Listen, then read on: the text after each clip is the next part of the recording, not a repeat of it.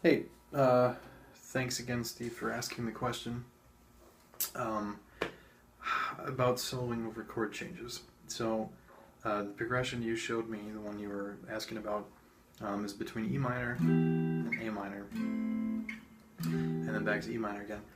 Using that as a small example, um, I did say you can use the chord tones of those chords. So again, on E minor, that's E, G, B, and on A minor, that's A, C, E. Right? Those are the chord tones we're talking about.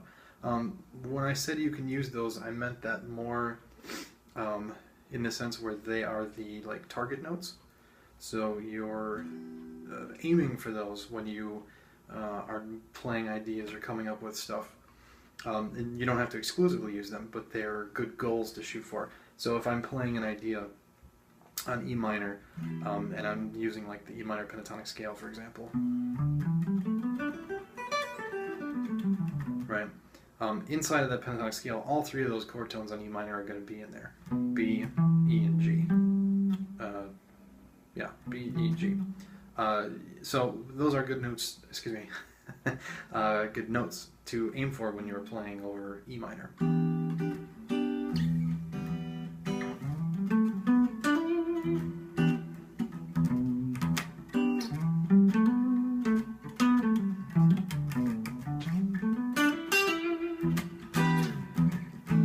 Right, as opposed to A minor, chord tones being A, C, and E. Same idea, using a pentatonic minor.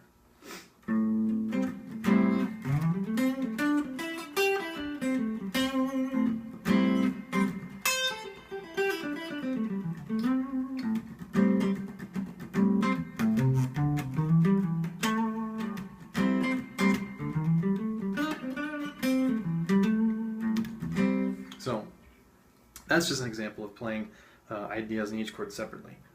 So you're using chord tones or as targets for both of those, and you're using pentatonic scales for both, minor pentatonic scales.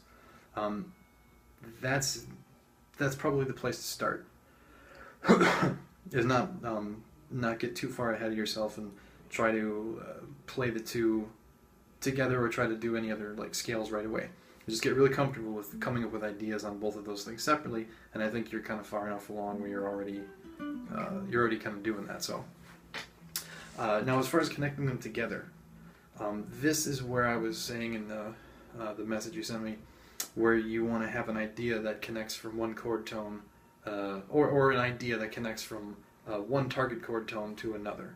So, for example, say we're going from E minor to A minor, right?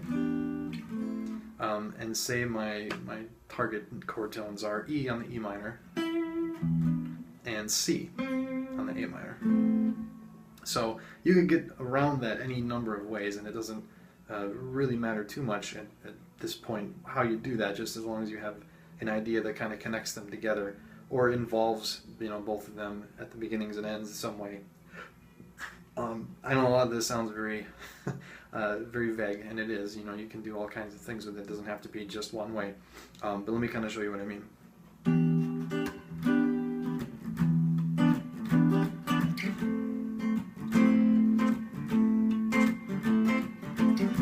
So I'm using E as a chord tone to A on the A minor, excuse me, C.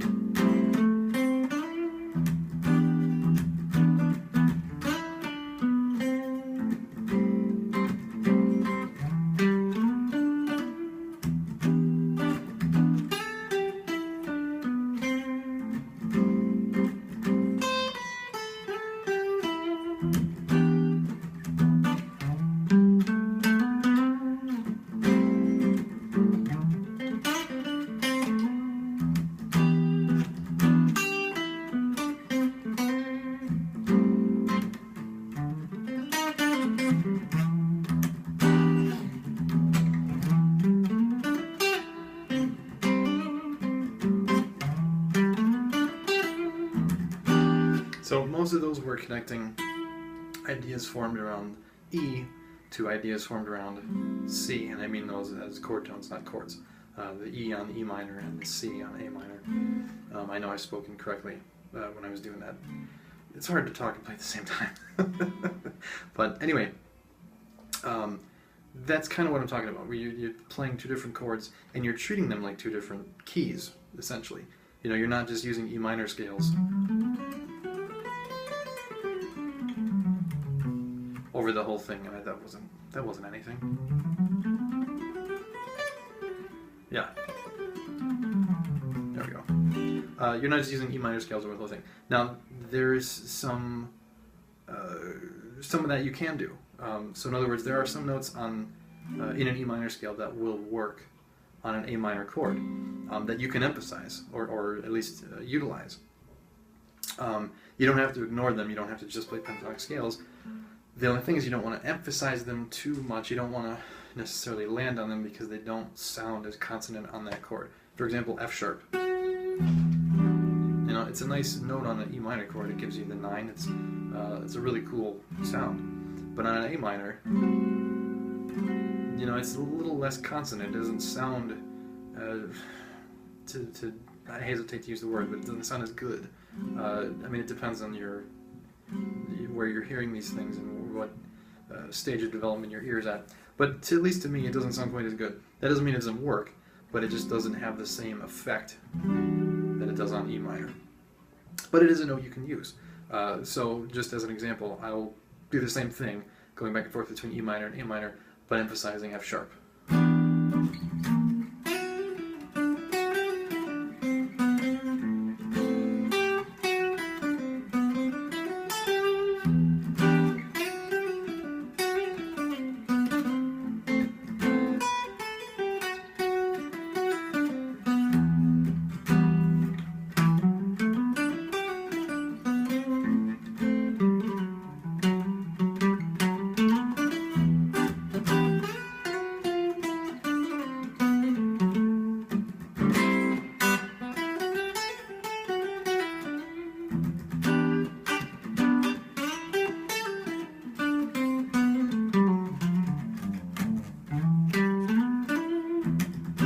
So, I started using more of the F sharps, this one down here, this one up here, this one there, even some of that.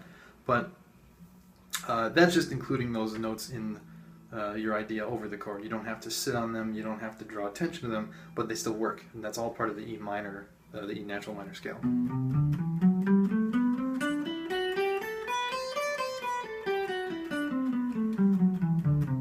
So hopefully that illustrates a little bit more of what I was saying. You can use the E minor scale over both chords, but you still want to accent or emphasize the important notes on each chord. Still treating them like they're two different key centers. So I'm still treating E minor like it's an E minor, and I'm still treating A minor like it's an A minor. Even when I was using the F sharp, I still, focused on a lot of the chord tones, particularly the C. So I just had a lot more ornamentation going on there. But yeah, I hope that answers the question a little more thoroughly. If you have any other questions about it, I'll see if I can